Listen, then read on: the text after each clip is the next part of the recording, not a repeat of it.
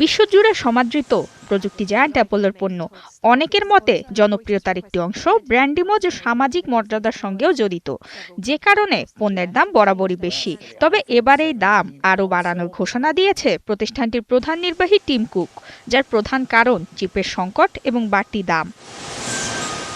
মার্কিন সংবাদ মাধ্যম দ্য ওয়াল স্ট্রিট জার্নালের এক সাক্ষাৎকারে টিম কুক জানান, বিশ্বব্যাপী বেড়েছে চিপের দাম, যা দীর্ঘদিন ধরে নানাভাবে সমন্বয় করা গেলেও এখন আর সম্ভব হচ্ছে না। ফলে বাড়াতে হবে পণ্যের দাম, যদিও কবে থেকে তা কার্যকর করা হবে সে বিষয়ে স্পষ্ট করেননি তিনি।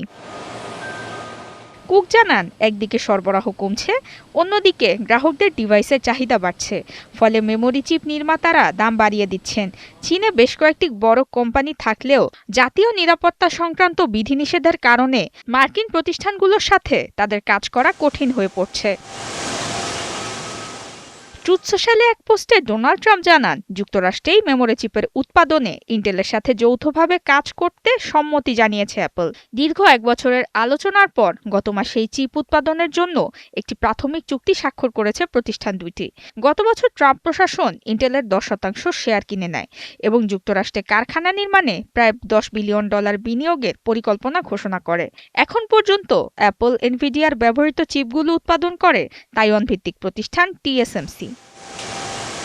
নুসরাত মৌমি, ৭১।